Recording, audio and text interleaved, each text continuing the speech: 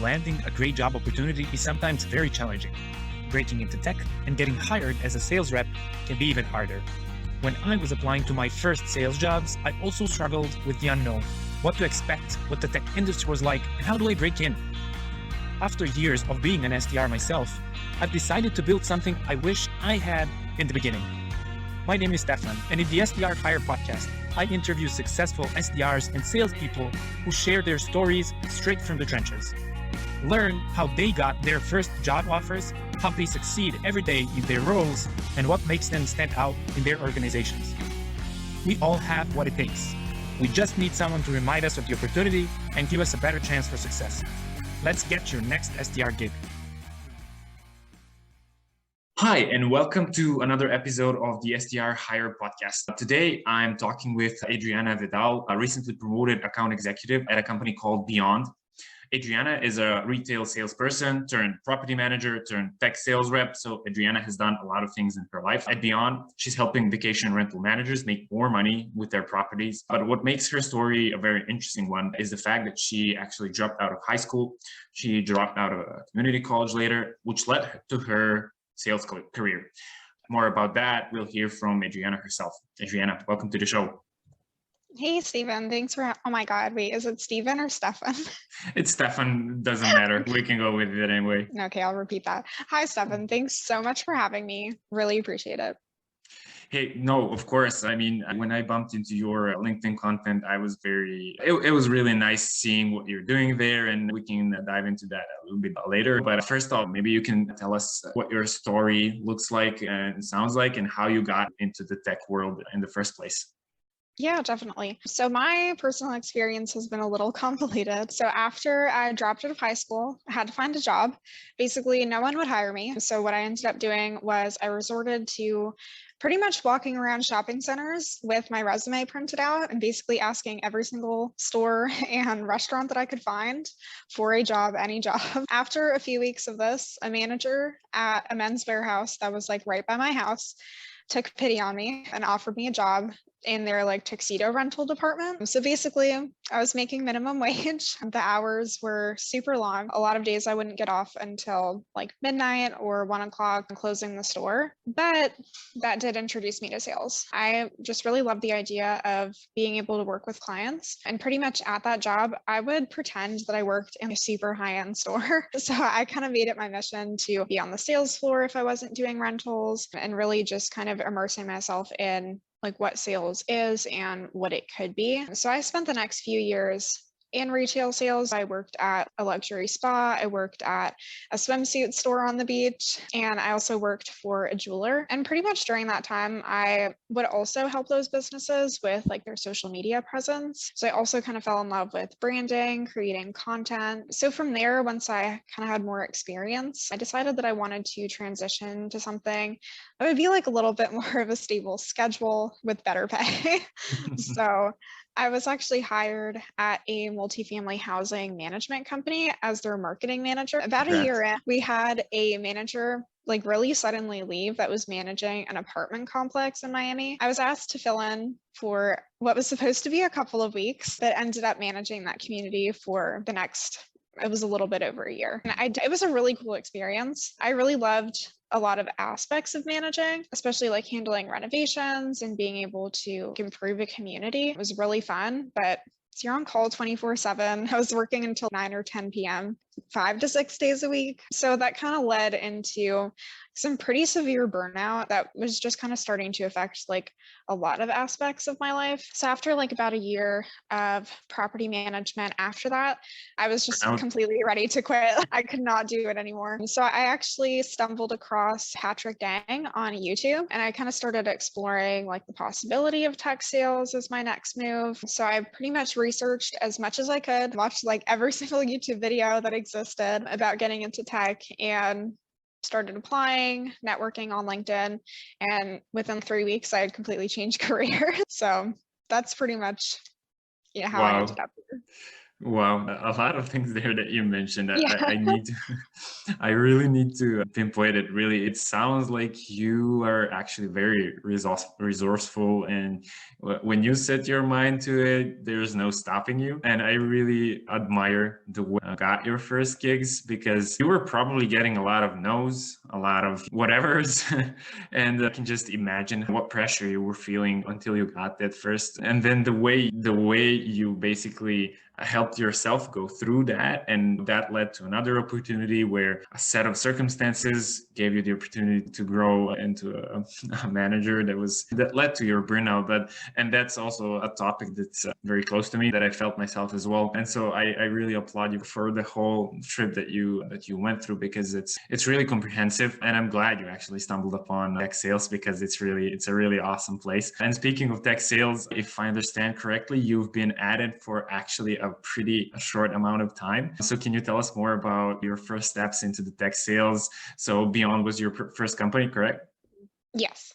Yeah. Gotcha. So I started interviewing, I think really the last week of November, maybe. And then I got my offer December 23rd. Yeah, from Beyond. It was honestly crazy. I don't know that I would recommend that people job search the way that I did. I didn't really expect like very much of a response, like not having a tech background or anything. But basically, I applied to like 200 jobs in like 2 days. And I was expecting maybe a call back from like 2 companies, 5 companies, and I ended up booking like 30 interviews within 2 weeks, which was amazing. It was, yeah, just really amazed with the response and the encouragement from people that I got on LinkedIn, but it was very overwhelming. If I was job searching again, I would definitely kind of pinpoint certain companies and really just focus on the ones that I wanted to work for versus applying to so many different places and interviewing even at companies that I wasn't really like 100% interested in. It was kind of a masterclass in interviewing. So I do think By that the I way, picked up some good skills. quick question. Were you active on LinkedIn while you were applying for the jobs? So I was not active on LinkedIn before I started applying. I had an account, but it was pretty much inactive. I very rarely posted or did anything. Didn't really understand what LinkedIn was, but I knew that it was going to be important in getting a job. So once I had started searching, I did make it a point to post a few times a week, but more so interact on other people's content. And that did help a lot. I got a lot of interviews, like at least 10 or 15 from commenting on people's posts, posting about what I was looking for, things like that. Yeah. Awesome. Awesome. And can you tell us maybe how did you manage to go through 30 interviews? How did you prepare for all of those meetings? Did you forget? Like sometimes like, My who am I gosh. talking with today? My first interview went terribly. It was with a really like well-known tech company too. So I still like cringe thinking about it. But yeah, I wasn't really as prepared for that interview. I didn't really understand also how casual tech interviews were, like coming more from like retail and property management. They're kind of stuffy, very formal. So I wasn't really prepared to have a conversation with a hiring manager versus just like answering a bunch of questions. So what I did after that interview, and just totally bombing that, I started basically just making notes like on my computer. So I would have like basically the person that I was interviewing with, what they did, some cool stuff from their LinkedIn that I wanted to talk about with them. And then I would put below that information about the company, what kind of companies or like businesses they work with, what their software does, and then some questions for just whoever I was talking to, whether it was like a recruiter or a hiring manager. And that pretty much saved me because at a few points I was doing like 6 or 7 interviews in a day, and you got to stay organized. So that definitely helped a lot. But I think like just making sure to research, do as much as you can, not just on the company, but the actual individual that you're interviewing with goes a long way to show you are interested in the role, you have done your research, and you're not just some random person with no tech background that's just like applying to whatever. Amazing. And I agree with you. I think those are actually crucial things, both on the company as well as the prospect side or rather the hiring manager side? Because that's actually something we do as SDRs. Yeah. That's the actual role we're applying for, and so that kind of showcases your ability to do the job, which is a pretty cool hack that you can use. But okay, you've got 30 meetings, 30 interviews in the pipeline. You're figuring out how to manage them, and then what was your conversion rate to the second? So I got second interviews, I would say for probably 70% of Amazing. first interviews. It was definitely, I didn't technically need to leave my job as a property manager. I could have taken more time on the job search. I did not want to. Kind of speed was of importance to me. I really wanted to be able to work from home and just not be on call all the time. Also, at the time, I was dealing with some health issues. So being able to do everything from my house was very important. I can imagine. But yeah, so I did end up with several offers about like the week of Christmas. And at the time, I wasn't really sure what to look for in terms of companies, how to compare offers on really anything aside from salary. So I do wish that was something that I had looked into more. I think I picked really well. I love Beyond. I've had a really good experience working for them, but just understanding, okay, if the salaries are similar, what else sets them apart? Like the size of the company, the kind of software that they're selling. Can I talk about the software all day is definitely super important. Things like that. I really wish that I had done some more research on.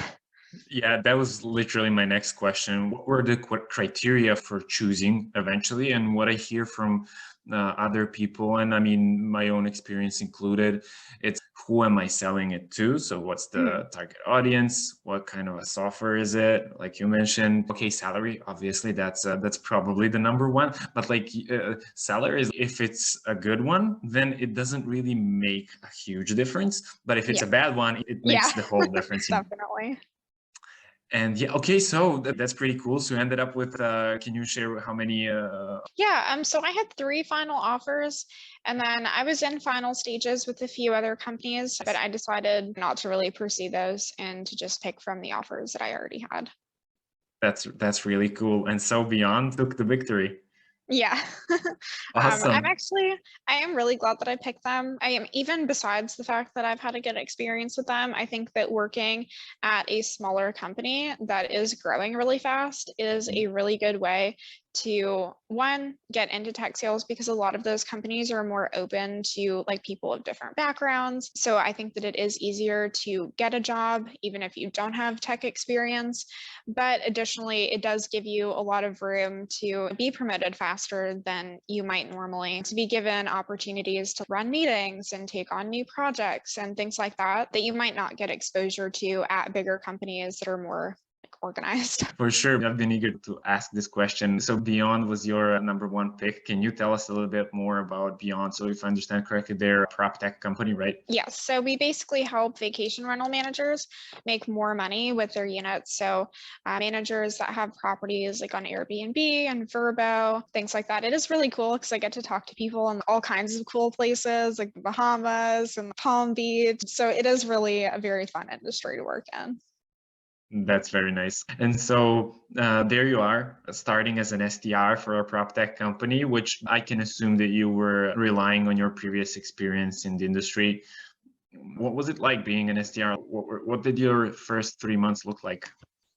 Yeah, so they were very crazy. When I started, we had a manager who had very recently joined the company that was managing the SDR team. They actually ended up leaving. He's very nice. We still talk on LinkedIn, but he ended up joining a different company. So my onboarding was very disorganized. And it did actually, like the first month that I was working, I thought very much about quitting because it was just really overwhelming to try to figure out like call scripts on my own. I've never written a cold email before, so I really did lean on LinkedIn specifically to find resources, to find different phrases that I could use in my emails and my calls, figuring out how to organize accounts and organize my day. That was something that I did have to do a lot of on my own. We have an amazing SDR manager now who actually actually started out in that position with the company. So I do think that the training is in a much better place. And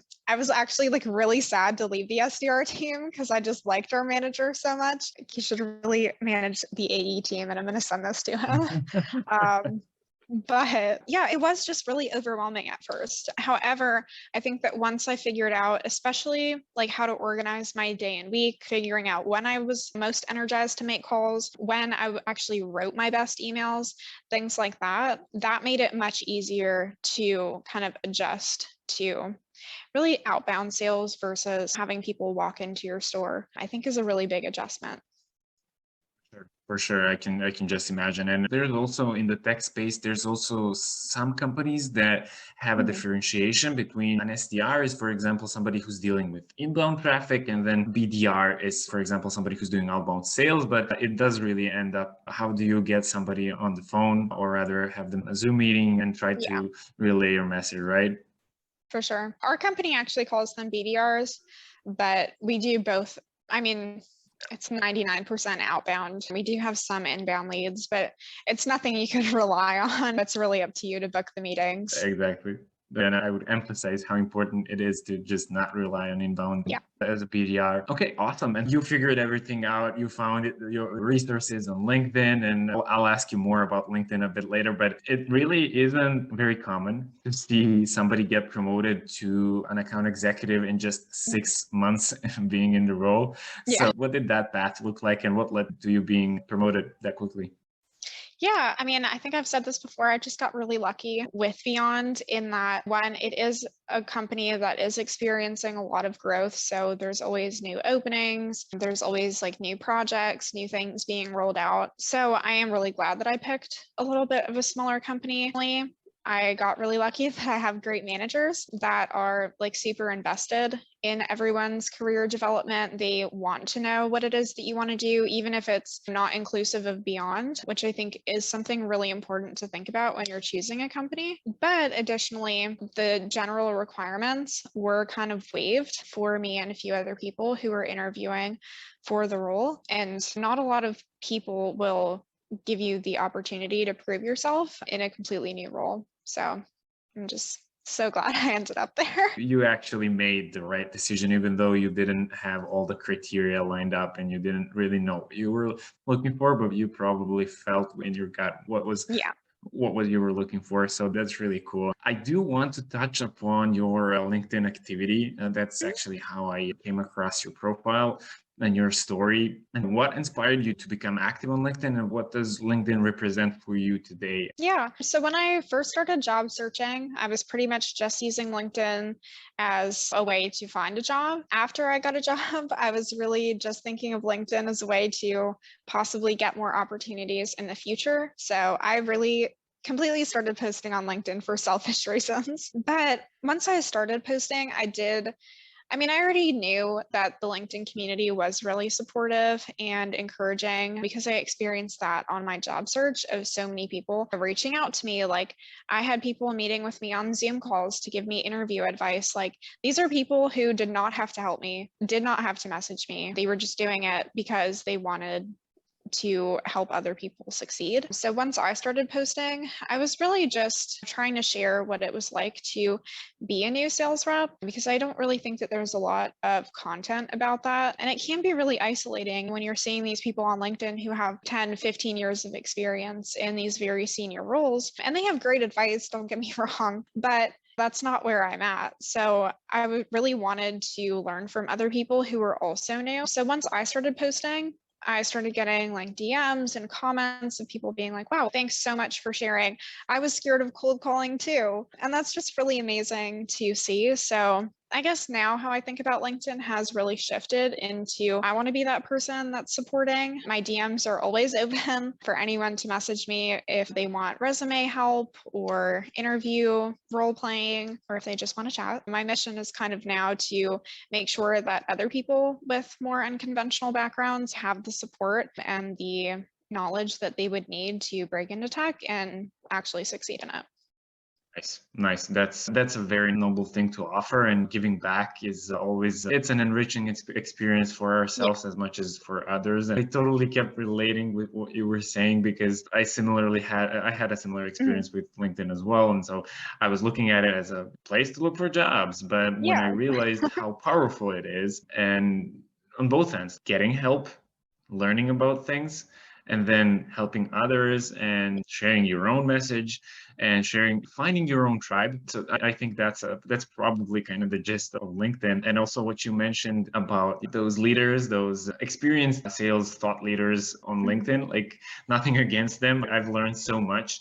But Yeah. one of the reasons why I wanted to start something like this is Mhm. actually to provide content that is on that initial level, right? Yeah. To actually hear what people like you, in a sense, like starting out as an SDR, actually have to say and relate their Mhm. experience from the trenches. So it's a very, very awesome thing that you pointed out. I think that there really is a big gap in LinkedIn. Like you said, like you are creating this podcast to really shine a light on what it's actually like to start out in your career. And I do think that there's a lot of people who need that encouragement, who need just the really basic knowledge of how to succeed in your first role. And that's so important. How you start out does and will define like what other opportunities are available to you. And if you're not getting that support like from your coworkers or from your manager, for example, you will have to kind of explore and find that help somewhere else. So I think it's amazing. And it's a pretty awesome world to be in. SDRing, sales tech, For sure. or rather sales in the tech industry. Let's Mhm. put it like that. You've grown pretty quickly as a sales person. And what would you say is your secret? What is it that you always come back to and leverage in your day to day? I would say I think that what has helped me a lot in really being able to learn very quickly about sales and really do well in any sales job that I've had, tech or otherwise, has really been that I try to take it as seriously as if it were my own company. If I were my employee, what would myself to say to this customer? How much work would I want to put into my social media? How would I handle this situation? Whatever it is. I do think that mindset can come with a downside, which for me was ending up feeling very burnt out. But I do think that you can still have that mindset, but within more of a balance. The upside is definitely that I've learned so much about how to not run a business, how to not be a manager, the kind of coworker I didn't want to be. The advantage of that knowledge is that, I mean, that comes with me no matter what career path I'm on. So I would definitely encourage other people to really just think about if this was your company and this was my client on the phone, how would I want this to go? And I think that really does help get up to speed very quickly and also allows you to like experiment, figure out really what works for you and not just what works okay. And I think you answered also the question that I was going to ask, which is what you would tell to somebody who is just starting out as an SDR. And I have a few important points there, but I'm just curious, you've grown pretty quickly. You're an AE today. Like, where do you see your career progressing, and what is it that you would like to do afterwards? So I don't really totally know yet. Honestly, before I even interviewed for the AE position, I wasn't sure that I wanted to go that route. I do love sales, but I have a lot of other interests as well. I've always been really interested in marketing. Customer success really fascinates me. And a lot of those skills you kind of do as a property manager. So I feel like that could have been a good fit as well. I love being an AE. I'm super excited about it. I think that it's really more interesting to have those like one-on-one conversations. You're not just having the phone call to set a demo, you're actually understanding more in depth, like people's businesses, things like that. So I'm not really sure what's next for me. I do think that it would be super cool to work at a much smaller like real startup, even though our company is on the smaller side. It's been around since about 2014. So I think that would be a really cool experience. For now, just kind of enjoying being an AE, trying to figure it all out again. Gotcha. I think everything, like every new thing that we try ends up being like figuring out what the Yeah, hell we're supposed to do. And then, okay, I think I got to handle it yeah, on it. for sure. Awesome. Awesome. Okay. I think that kind of brings us to the end of the show for or at least this episode. Before we, I guess, hang up, what is it like one message that you would like to tell to the audience? Yeah. So anyone that is currently trying to become an SDR, I would definitely just use this moment to recommend that you do everything you can to stand out in your applications. Make a resume that's really short, very punchy. You can use color to make it interesting. Connect on LinkedIn with managers and employees at those companies that you want to work for.